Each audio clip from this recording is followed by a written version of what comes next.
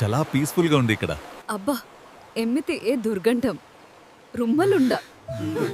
అయ్యో దేవుడా, ఈ వాసన ఏంటి? ఇది భయంకరంగా ఉంది. హాయ్ గాయ్స్, నేను మీ Prabhakar. Welcome to Telugu mystery. అది కేరళలోని భరత్పులాకు దగ్గరలోని పట్టాంబి. ఆ గ్రామంలోని పొదల్లో దొరికిన డెడ్ బాడీకి పోస్ట్ మార్టం జరుగుతోంది. ఆ డెడ్ బాడీకి మెడ దగ్గర, శరీరంపై చాలా పొడిచిన గాయాలున్నాయి. వాస్తవంగా చెప్పాలంటే విచక్షణ రహితంగా దాడి చేశారు. తలపై ఒక సీసాతో బలంగా కొట్టిన గాయం కూడా ఉంది. పోలీసులు కనిపెట్టేసరికి ఆ డెడ్ బాడీ కుళ్ళిపోయి ఉంది. పురుగులు పట్టి ఉండడంతో ఆ వ్యక్తి చనిపోయి 4 రోజుల పైనే అయి ఉంటుందని వైద్యులు చెప్పారు. అంటే జూన్ 13, 2012వ తేదీ హత్య జరిగి ఉండే ఛాన్స్ ఉంది. కానీ సమయాన్ని మాత్రం ఖచ్చితంగా చెప్పలేదు. ఆ తర్వాత పోస్ట్ మార్టం చేస్తున్న డాక్టర్ మరో ముఖ్యమైన విషయం చెప్పాడు. ఇప్పటి వరకు నేను చాలా డెడ్ బాడీలకు పోస్ట్ మార్టం చేశాను, కానీ ఇలాంటి సంఘటనను ఇంతకు ముందు ఎప్పుడూ చూడలేదని అన్నాడు. ఆ మాట వినగానే పోలీసులకు ఈ కేసుపై చాలా ఆసక్తి కలిగింది. అంత డిఫరెంట్గా మీకు ఏమనిపించింది సార్ అని అడిగారు. ఆ వ్యక్తి యొక్క ప్రైవేట్ పార్ట్ను కోసేశారని వైద్యుడు చెప్పాడు. అది విని పోలీసులు కాస్త అసాధారణంగా ఫీల్ అయ్యారు. ఎవరైనా పగతో హత్య చేస్తే చాలా దారుణంగా దాడి చేస్తారు. చచ్చిన శవంపై కూడా తమ ప్రతాపం చూపిస్తారు. చంపినా కూడా కోపం తీరక కాళ్ళు చేతులు నరుకుతారు, తలను వేరు చేస్తారు. ఇంకా కోపం చల్లారకుంటే పేగులు బయటకు తీస్తారు. కానీ ఒక వ్యక్తి యొక్క పురుషాంగాన్ని కట్ చేసి తీసుకెళ్లారంటే దాని వెనుక మిస్టరీ ఏమై ఉంటుందా అని పోలీసులు మెదడుకు పదను పెట్టారు. పలు కోణాల్లో విచారిస్తుంటే ఈ కేసులో ఎన్నో మలుపులు ఎదురయ్యాయి. ఇన్వెస్టిగేషన్ చేస్తున్న కొద్దీ ఎదురవుతున్న ట్విస్టులకు పోలీసుల మతులు పోయాయి. ఇప్పటి వరకు మన ఛానల్లో ఎన్నో క్రైమ్ కేసులు చూసాం, కానీ ఇది డిఫరెంట్ కేసుల్లో ముందు వరుసలో ఉంటుంది. ఆ వివరాలేంటో ఈ వీడియోలో చూద్దాం.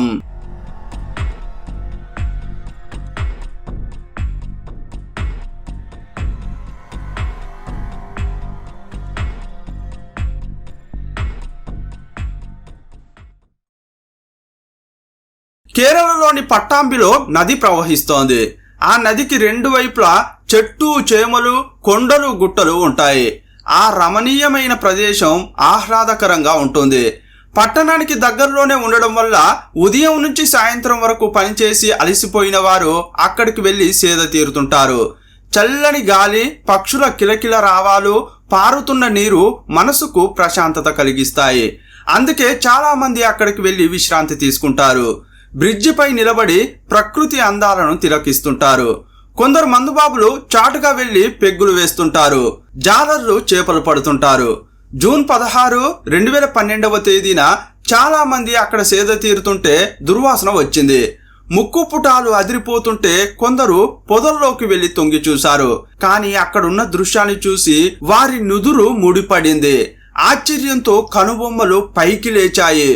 ఒక్కసారిగా భయోత్పాతానికి గురైన వారంతా పోలీసులకు కాల్ చేసి విషయం చెప్పారు. వెంటనే అక్కడికి వచ్చిన పోలీసులు దుర్వాసనను భరించలేకపోయారు. నెమ్మదిగా పొదల్లోకి వెళ్లి కర్రతో డెడ్ బాడీని కదిలించారు. అప్పటికే మృతదేహం కుళ్ళిపోయింది. జేబుల్లో ఏమైనా ఉన్నాయా అని చెక్ చేశారు. అప్పుడు వారికి రైల్వే టికెట్ దొరికింది.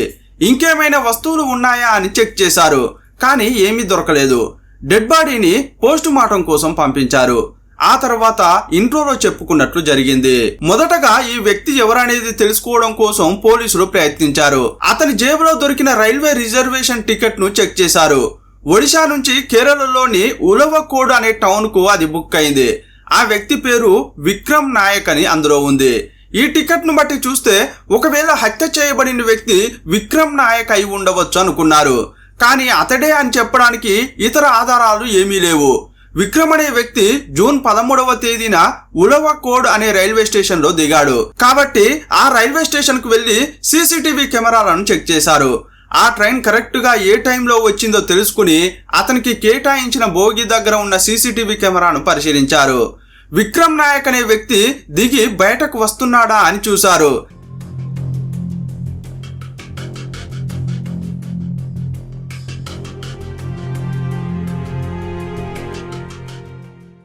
చేతిలో ఒక బ్యాగు పట్టుకుని ఒక వ్యక్తి దిగాడు. అతడు 24 ఏళ్ల యువకుడిలా కనిపిస్తున్నాడు. ముఖం సరిగా కనిపించడం లేదు. కానీ ఆ వ్యక్తి ధరించిన దుస్తులు, క్రైమ్ సీన్ లో డెడ్ బాడీపై ఉన్న దుస్తులను చూసినప్పుడు ఆ వ్యక్తి విక్రమ్ నాయకే అనిపించింది. వెంటనే స్టేషన్ బయట ఉన్న కొన్ని దుకాణాల్లోని సీసీటీవీ ఫుటేజీని చెక్ చేశారు. ఒక దుకాణాన్ని క్రాస్ అయి వెళ్తున్నట్లు విక్రమ్ ముఖం కనిపించింది. వెంటనే పోలీసులు స్క్రీన్ షాట్ తీసుకుని పెట్టుకున్నారు. ఆ తర్వాత ఇంకో సీసీటీవీ కెమెరా లోపల పరిశీలిస్తే అతడు దగ్గరలోని పబ్లిక్ టెలిఫోన్ బూత్ లోకి వెళ్ళాడు. ఎవరికో కాల్ చేశాడు. ఆ తర్వాత బయటకు వచ్చి నడుచుకుంటూ వెళ్ళిపోయాడు. ఆ తర్వాత ఇంకా సీసీటీవీ కెమెరాలు లేనందువల్ల ఎక్కడికి వెళ్ళాడో తెలుసుకోవడం సాధ్యం కాలేదు. కానీ అతడు ఎస్టీడీ బూత్ లో ఒక కాల్ చేశాడు కదా, అది ఇప్పుడు పోలీసులకు ఒక క్లూ అయింది. జూన్ 13వ తేదీన అతడు ఆ సమయంలో ఏ నంబర్కు కాల్ చేశాడని లిస్టు తీశారు. అతను ఒడిశాలోని బెల్లు నాయక్ అనే వ్యక్తికి కాల్ చేసినట్లు కనిపెట్టారు. వెంటనే ఆ నంబర్కు పోలీసులు కాల్ చేశారు. మీకు విక్రమ్ తెలుసా అని అడిగితే అతడు నా స్నేహితుడని బెల్లు నాయక్ చెప్పాడు. ఏదో పని మీద కేరళకు వెళ్ళాడు. కేరళలోని సర్నూర్లోని షాలిమార్ గ్రానైట్ అనే ఒక ఫ్యాక్టరీ ఉంది. అందులో విక్రమ్ చాలా రోజులుగా పనిచేస్తున్నాడు. ఒకవేళ పని కోసం అక్కడికి వెళ్ళి ఉండవచ్చు. కానీ నాకు పూర్తి వివరాలు ఏమీ తెలియవు. ట్రైన్ దిగగానే నేను క్షేమంగానే చేరుకున్నానని మాత్రం చెప్పాడు. ఇంకే వివరాలు నాకు తెలియవు అని బెల్లు నాయక్ చెప్పాడు. వెంటనే పోలీసులు షాలిమార్ గ్రానైట్ కు వెళ్లి విక్రమ్ నాయక్ గురించి అడిగారు. కానీ ఆ కంపెనీ ఓనర్ ఏం చెప్పాడంటే అతడు ఒకప్పుడు ఇక్కడే పనిచేసేవాడు, కానీ కొంతకాలం క్రితమే రిజైన్ చేసి వెళ్లిపోయాడని చెప్పాడు. రిజైన్ చేసిన తర్వాత 13వ తేదీన విక్రమ్ కేరళకు ఎందుకు వచ్చాడో పోలీసులకు అర్థం కాలేదు. దాని గురించి యజమానిని అడిగినప్పుడు, సార్ ఈ విక్రమ్ ఇక్కడ పనిచేసేటప్పుడు అతనికి క్లోజ్ ఫ్రెండ్స్ ఉండేవారు, వారంతా జాన్ జిగ్రీలు, వారిని కలిస్తే మీకు ఇంకేమైనా వివరాలు తెలియవచ్చు అని చెప్పాడు. ఇంతకీ వారెవరంటే ఒకరి పేరు కొమిషన్ బ్యాగ్, ఇంకొకరి పేరు లస్మన్ సునా. ఈ పేర్లు కాస్త డిఫరెంట్ గా ఉన్నాయి కదా, వాటిని స్క్రీన్ పై ఇచ్చాను, ఒక్కసారి గమనించండి. ఈ ఇద్దరు కూడా ఒరిస్సాకు చెందిన వారే. వెంటనే వీరిలో ఒకడైన కొమిషన్ బ్యాగ్ ను పోలీసులు పట్టుకున్నారు. విక్రమ్ గురించి అడిగితే అతను నాకు తెలుసు, విక్రమ్ షాలిమార్ గ్రానైట్ కంపెనీలో పనిచేసేటప్పుడు మేము కలిసిమెలిసి ఉండేవాళ్ళం, కానీ అతడు రిజైన్ చేసి ఒరిస్సాకు వెళ్లిపోయిన తర్వాత తిరిగి ఎందుకు వచ్చాడో నాకేం తెలియదని చెప్పాడు. ఇప్పుడు పోలీసులు ఏమనుకున్నారంటే మొదట చనిపోయిన వ్యక్తి నిజంగా విక్రమ్ నాయకేనా అని నిర్ధారించుకోవాలి. అందువల్ల ఇతన్ని తీసుకెళ్లి డెడ్ బాడీని చూపించి గుర్తించమని చెప్పారు. డెడ్ బాడీ కుళ్ళిపోయి ఉండడం వల్ల ఇతను విక్రమ్ నాయకేనా అనేది ఖచ్చితంగా చెప్పలేను అని అతడన్నాడు. ఇప్పుడు ధరించిన దుస్తుల్లో అతన్ని నేనెప్పుడూ చూడలేదు, ముఖం కూడా సరిగా కనిపించట్లేదు, అందువల్ల ఏమీ చెప్పలేను అన్నాడు. చనిపోయిన వ్యక్తి ఎవరనేది కనిపెట్టబోతున్నాం అనుకుంటే మళ్ళీ కేసు మొదటికే వచ్చింది. కేరళకు వచ్చిన విక్రమ్ వెంటనే ఒడిశాలో ఉన్న తన స్నేహితుడికి కాల్ చేసి చేరుకున్నట్లు చెప్పాడు. కానీ మిస్టీరియస్ గా నదీ పరివాహక ప్రాంతంలో చనిపోయి కనిపించాడు. ఈ గ్యాప్ లోనే ఏదో జరిగింది. అదేంటో తెలుసుకోవడానికి పోలీసులు ఎన్నో విధాలుగా ప్రయత్నించారు. అక్కడ ఉన్న టీ షాపులు నడిపేవారిని, బొమ్మలు అమ్మేవారిని, తినుబండారాలు విక్రయించే వారిని, మత్స్యకారులను విచారించారు. విక్రమ్ ఫోటో చూపించి జూన్ 13వ తేదీన ఇతన్ని చూసారా అని అడిగారు. అప్పుడు చేపలు పట్టే ఒక వ్యక్తి ఆ రోజు అతన్ని చూశానని చెప్పాడు. నేను ప్రతిరోజు ఇక్కడికి చేపలు పట్టడానికి వస్తాను. ఆ రోజు రాత్రి 9 గంటల సమయంలో ఇంటికి వెళ్తుంటే ఈ ఫోటోలో ఉన్న వ్యక్తితో పాటు ఇంకో ఇద్దరు తాగుతూ కనిపించారు. నేను అటువైపు టార్చ్ కొట్టాను. అప్పుడు మీరు ఫోటోలో చూపించిన వ్యక్తి కనిపించాడు. నేను అతన్ని ఎలా గుర్తుపట్టానంటే అతనికి పొడవాటి జుట్టు ఉంది, అందుకే అతని ముఖం నా మనసులో రిజిస్టర్ అయింది. వారు తాగుతూ అరుస్తున్నారని నా పాటున నేను వెళ్ళిపోయాను అని చెప్పాడు. మరి అతనితో ఉన్న ఇద్దరిని గుర్తుపట్టగలరా అని అడిగితే చీకటిగా ఉండడం వల్ల వారి ఫేస్లను సరిగా చూడలేదని చెప్పాడు. ఈ కేసును ఛేదించడానికి పోలీసులు ఎంత ప్రయత్నించినా రౌండ్గా ఉన్న గ్రౌండ్ అంతా పరిగెత్తి మొదటి చోటుకే వచ్చినట్లు ఎంత విచారించినా మళ్ళీ మొదటికే వస్తున్నారు. ఈ సమయంలో పోలీసులు ఏం చేశారంటే కేరళకు వచ్చిన విక్రమ్ క్షేమంగా చేరుకున్నట్లు ఒడిశాలోని ఫ్రెండ్కు కాల్ చేసిన తర్వాత ఇంకెవరికైనా ఫోన్ చేశాడా అని ఆరా తీశారు. అప్పుడు కేరళలో ఉన్న ఒక వ్యక్తికి కూడా ఫోన్ చేసినట్లు తెలుసుకున్నారు. ఆ నంబర్ ఎవరిదని చెక్ చేస్తే అది వేరెవరిదో కాదు, ఈ కమిషన్ బ్యాగ్ది. కేరళకు వచ్చిన తర్వాత విక్రమ్ నాయక్ నేను ట్రైన్ దిగానని కమిషన్ బ్యాగ్ కు కూడా కాల్ చేశాడు. కానీ ఇప్పటికే ఈ కమిషన్ బ్యాగ్ అనే వ్యక్తిని పోలీసులు కలిసి విచారించారు. కానీ అతడు ఈ విషయం చెప్పనే లేదు. అందువల్ల పోలీసులకు అతనిపై అనుమానం కలిగింది. అతన్ని అదుపులోకి తీసుకుని విచారణ చేశారు. మొదట నిన్ను కలిసినప్పుడు విక్రమ్ గురించి విచారిస్తే అతడు కేరళకు వచ్చిన సంగతే తెలియదని చెప్పావు. కానీ అతడు కేరళకు రాగానే నీకు కాల్ చేశాడు. ఇప్పుడు నిజం చెప్పు, అతను నీకు కాల్ చేసిన తర్వాత ఏం జరిగిందని పోలీసులు వారి స్టైల్లో విచారించారు. అప్పుడు అతడేం చెప్పాడంటే, సార్, నేను నా ఫ్రెండ్ కలిసి స్టేషన్కు వెళ్ళి విక్రమ్ను పికప్ చేసుకున్నాం. ఆ తర్వాత ఊరంతా తిరిగామని చెప్పాడు. నీ ఫ్రెండ్ పేరేంటంటే లక్ష్మణ్ సునా అని చెప్పాడు. ఇప్పుడు అతనెక్కడా అని అడిగితే సెలవు తీసుకుని ఒడిశాకు వెళ్ళాడని చెప్పాడు. సరే, మీరిద్దరూ అతన్ని తీసుకురావడానికి ఎందుకు వెళ్ళారు? అతను మీ ఫ్యాక్టరీలో కూడా పనిచేయట్లేదు కదా అని పోలీసులు అడిగారు. సార్, ఆ రోజు మాకు సెలవు. ఇంతకు ముందు కలిసి పనిచేశామన్న సాన్నిహిత్యంతో అతన్ని తీసుకురావడానికి వెళ్ళాం. ఆ తర్వాత ఆ నది సమీపంలోని పొదల్లోకి వెళ్ళి మందు కొట్టాం. రాత్రి 10 గంటల వరకు అక్కడే ఉన్నాం. బాగా తాగిన తర్వాత నా స్నేహితుడు లక్ష్మణ్ను తీసుకుని నేను వచ్చేశాను. కానీ విక్రమ్ నాయక్ ఇంకొంచెం సేపు ఉండి వస్తానని చెప్పాడు. కానీ ఆ తర్వాత అతనికి ఏమైందో మాకు తెలియదని చెప్పాడు. ఇంతకు ముందు ఒక సాక్షి విక్రమ్తో ఇద్దరు ఉన్నారని, వారి ముఖాలను సరిగా చూడలేదని చెప్పాడు. ఇప్పుడు ఆ ఇద్దరెవరో పోలీసులకు తెలిసింది. ఈ ఇద్దరే అతనితో చివరగా ఉండి ఉండొచ్చు. ఒకవేళ వీరే అతన్ని చంపి ఉంటారన్న అనుమానం కలిగింది. మొదట విక్రమ్ గురించి ఈ కమిషన్ బాగ్ ఏమీ చెప్పలేదు. ఇతనికి విక్రమ్ కాల్ చేశాడని తెలుసుకుని మళ్ళీ అతన్ని ప్రశ్నించే వరకు ఆ విషయం పోలీసులకు చెప్పనే లేదు. దీనంతటిని బట్టి చూస్తే తన స్నేహితునితో కలిసి ఇతడే హత్య చేసి స్టోరీలు చెబుతున్నాడని పోలీసులు సందేహపడ్డారు. ఈ కేసులో మరో సస్పెక్ట్ అయిన లక్ష్మణ్ను పట్టుకుని విచారిస్తే అతడైనా నిజం చెబుతాడని పోలీసులు అనుకున్నారు. అందువల్ల కేరళ పోలీసులు ఒరిస్సాకు వెళ్లారు. నిందితుడిని పట్టుకోవడానికి స్థానిక పోలీసుల సాయం అడిగారు. ఈ లక్ష్మణ్ సునాను పట్టుకుని కేరళకు తీసుకొచ్చారు. ఇద్దరిని వేర్వేరు చోట్ల కూర్చోబెట్టి ఒక్కొక్కరిని ఒక్కో విధంగా భయపెట్టారు. మీరే నిజం చెప్తే పెద్ద శిక్ష పడకుండా కాపాడుతాం, కానీ మా అంతటా మేమే నిజాలు తెలుసుకుంటే ఉరి శిక్ష పడుతుందని బెదిరించారు. ఇంకో నిందితునితో మరో వ్యక్తి నిజం ఒప్పుకున్నాడు, నువ్వు కూడా ఒప్పుకుంటే మిమ్మల్ని కాపాడడానికి ప్రయత్నిస్తామని నైస్గా మాట్లాడారు. అప్పుడు వారు నిజంగా ఏం జరిగిందో ఒక్కొక్కటిగా చెప్పడం స్టార్ట్ చేశారు. సార్, మేము ఈ విక్రమ్ నాయక్ అంతా గ్రానైట్ ఫ్యాక్టరీలో పనిచేసేవాళ్ళం. ఒకానొక సమయంలో అతను ఉద్యోగం మానేసి ఒడిశాకు వెళ్ళాడు. అతడు విదేశాలకు వెళ్లి పనిచేయాలని, చాలా డబ్బు సంపాదించాలని అనుకునేవాడు. అందువల్ల ఏజెంట్లను కలిసి పని కోసం ఎలాగైనా వేరే దేశానికి వెళ్ళాలని ట్రై చేసేవాడు. అతను ఒకసారి కాల్ చేసినప్పుడు నా దగ్గర 50,000 ఉన్నాయి, ఎవరైనా ఒక ఏజెంట్ను కలిసి వేరే దేశానికి వెళ్ళడానికి ప్రయత్నిస్తున్నా అని చెప్పాడు. అప్పుడే ఆ డబ్బును దోచుకోవాలని మేము అనుకున్నాం. అందువల్ల ఏం చేశామంటే, కేరళలో మాకు ఒక ఏజెంట్ తెలుసు, నువ్వు 50,000 పట్టుకుని ఒడిశా నుంచి కేరళకు వచ్చావంటే ఇక్కడి నుంచే దుబాయ్ వెళ్ళవచ్చని చెప్పాం.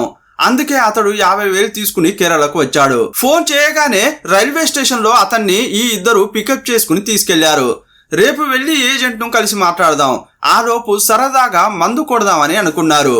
నదీ తీరం దగ్గర తాగుతున్న సమయంలో విక్రమ్ నాయక్ కు బాగా తాగించారు. అతడు మత్తులోకి జారుకున్నప్పుడు బీర్ సీసాతో అతని తలపై బలంగా కొట్టారు.